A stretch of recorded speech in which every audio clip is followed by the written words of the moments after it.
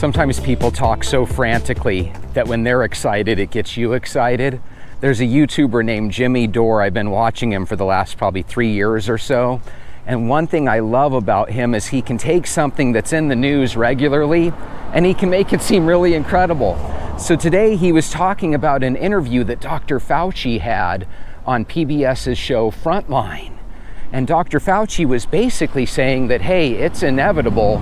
We are going to have another virus. So the thought that we won't have another pandemic, I think, is naive at best and just not completely unrealistic at worst. So to rephrase your question, I'm convinced that there will be another pandemic, and that's the reason why we have to be perpetually prepared. And it's going to happen out of the blue. Remember if there's one message that I want to leave with you today, based on my experience, and you'll see that in a moment, is that there is no question that there will be a challenge to the coming administration in the arena of infectious diseases, both chronic infectious diseases in the sense of already ongoing disease, and we have certainly a large burden of that. But also there will be a surprise outbreak. There will be a surprise outbreak. And when Jimmy Dore heard that, he was basically saying, we know it's going to happen out of the blue because you're telling us, right? And they cut to a feed from a report that was done, or from an interview that I guess RFK Jr. had. We're going to take a wild virus and we're going to make it more virulent, more deadly. And then we're going to develop a vaccine for that. And that's classic gain-of-function research. Why are they doing that? What is the rationale for them doing that?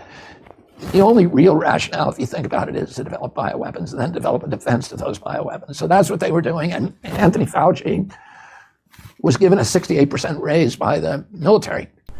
In other words, it happening on its own probably wouldn't have happened for many, many decades or generations for all we know. But when we start putting it into practice and starting to weaponize these viruses and stuff, all of a sudden you get leaks.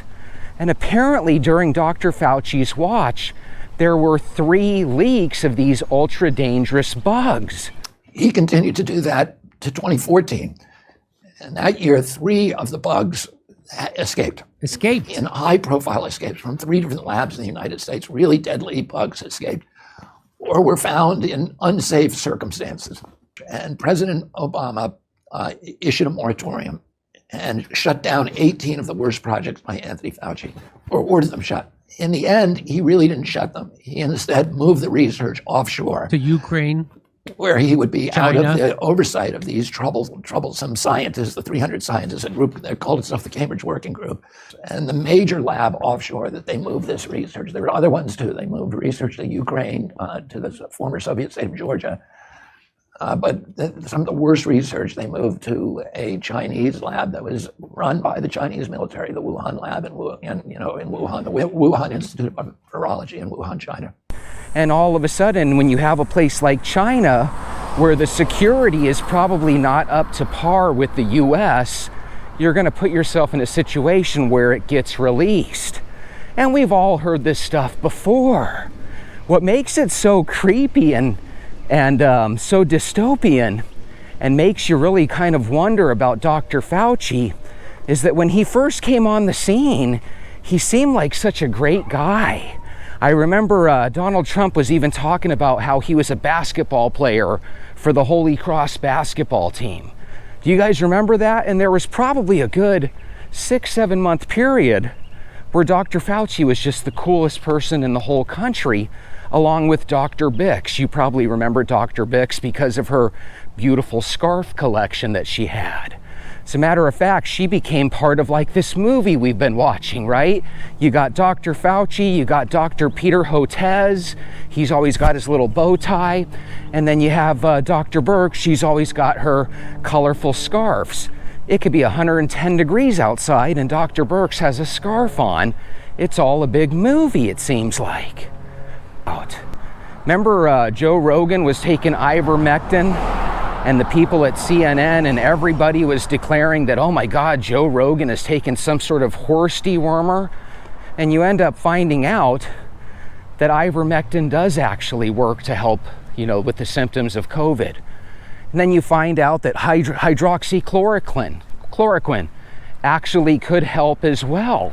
And it was almost like everything we heard each and every step of the way was an untruth, right? We heard all these half-truths and untruths and complete lies. He lied about the virus, where it came from. He lied about funding the virus. He lied about masks. He lied about herd immunity. He lied about natural immunity. He lied about the vaccine stopping transmission. He lied about the vaccine stopping contraction. He lied about lockdowns. He lied about recommending lockdowns, said he never did. I got video of him saying he did. There wasn't a thing. He lied about ivermectin. He lied about hydroxychloroquine. There wasn't a thing related to COVID that Dr. Fauci didn't lie about. Do you think these people at PBS asked him about it? No, because they get their money from Bill Gates. Even when it came down to Dr. Fauci talking about the masks, remember at first he said the N95 mask doesn't work, and it was because he wanted to be able to snag everyone, right? So people wouldn't go get them. And then we ended up finding out that the masks don't work, period. So it's like, even to this day, I don't even know if masks work. Half the people that were wearing the mask seem to get sick from wearing a mask and sucking in their own breath. I mean, I don't think that did happen, but it seemed like it. I didn't really like wearing a mask. Every now and then I'll still see people wearing them. And a lot of times they're wearing it when they're in their car by themselves. And it's like, take off the mask and let your face breathe. So I'd like to know what you guys think of this. Did you guys go through the same roller coaster of emotions that I did? Where one day Dr. Fauci is the hero and the next day he's the scoundrel? That's how it felt. Even to this day, I believe they want to get him for charges in 7 different states. What do those 7 states know about Dr. Fauci that we don't? And did President Biden end up giving Fauci a pardon? For some reason, I think he did. If Dr. Fauci is a hero, why would he need a pardon? By the way, I'm not 100% positive on the pardon thing, so if he's not, I'll probably cut this part out. Just walked by freshly cut grass. It almost smelled like watermelon as I was walking by. Do you guys remember that smell of freshly cut grass? Absolute wonderful smell. I think I heard somewhere that Dr. Fauci was the highest paid government official in the land. And if he's not, he's probably definitely in the top 10, but I literally think I heard that he was the highest paid government official. So he, along with a couple of other people, seem to have actually profited off of COVID. And I find that to be an extreme shame, especially when it kind of looks like this thing was kind of concocted. For the longest time, we were told that it's a natural source, right? Some sort of pangolin situation in a meat market in China. And then all of a sudden, as time goes by, you start to realize the same thing the FBI and the CIA did. More than likely, it actually came from that Wuhan lab. Dr. Fauci fought that tooth and nail every step of the way. No wonder. They showed Dr. Fauci about 30 years ago. They were talking about HIV infections. And they were also talking about things like the seasonal flu and stuff. And he was saying the best defense against the flu is to actually get the flu. Then your body forms the antibodies and you're kind of immune to the flu. Well, if you remember, when it came to COVID, we were at first told that the shot gives everybody 95% immunity, and by getting the shot, you're saving everybody. But then all of a sudden, it was like you had to keep the people that had gotten the shot away from people that hadn't, because apparently people that hadn't gotten the vaccine were going to infect the people that did get the vaccine. And it just didn't make sense. It's like, why are we treating the people that haven't gotten the vaccine so poorly, when in reality there's nothing to fear because we're all vaccinated? That was the thing that didn't make sense. It was like lie after lie after lie. And then you end up finding out that getting the vaccine didn't even necessarily give you 90% immunity after all. probably gave you closer to 40 or 50% or something. Holy jeez Louise. The flu shot's the same way. I heard that if you would have gotten 2024's flu shot, did you guys hear this? It was either this year or last year. If you got the flu shot, it actually raised your chances of catching the flu. It was like one of the few years where it actually had a negative response to people's immune systems and made it easier for them to catch the flu. It was crazy. I think from now on, as long as I'm super healthy, I might just stay away even from the flu vaccine. On average, I get the flu vaccine probably about once every 5 or 6 years. Maybe I'll stay away from it. But then again, I don't want to say that, because as you get older, sometimes it is safer for older people to get vaccines. But this clouds the water. How do we trust our experts and our scientists and our doctors when they do this stuff? It makes it impossible to know who to trust. Jack Frost says, when you know who owns the media, they're all in it together. Well, that's another thing. If every time you turn on a different news channel for a different perspective on the news, and all they do is tell you how the people that got the vaccine are great and the people that didn't are scoundrels, you know, it's really easy to form a narrative when everybody's on the same page. And it seems like the media parrots whatever, to be honest with you, whatever the left wants. It seems like the media is against conservatives, which is really weird, because if you think about it, I think the conservatives in this country probably make the world go round a lot more than the Democrats. What do you mean by that, Jesse? I think conservatives spend more money. I think we buy more homes. I think we invest in more stocks. I think we do stuff that actually makes America work, whereas I feel like the Democrats do stuff that kind of works against that. If you feel like I'm crazy, let me know down below. But if you agree with me that it seems like one party drags down the rest of us, let me know. Tom Patrick says, Fauci belongs behind bars. Some people in the comments were saying that he's literally the reason for more deaths than anybody in history. If that's true, I don't know how the guy sleeps with himself. But there is always a chance that we could be wrong. There's two ways to look at these military bioweapons. You can look at it from a naive point of view that no one's going to ever invent them but us, but that would be dumb. Other countries like China and Russia probably are trying to create bioweapons. So how do you defend against that? As shitty as it sounds, you probably do have to create some of these killer bugs to figure out what makes them tick and how to cure people of those illnesses. But if one escapes and then you end up making money off of it, it makes it look like you did it on purpose. And then when you get immunity, it just all looks bad. Steve, U5X says, if you dig deeper down the rabbit hole, you'll find that Fauci and Gallo are actually responsible for HIV.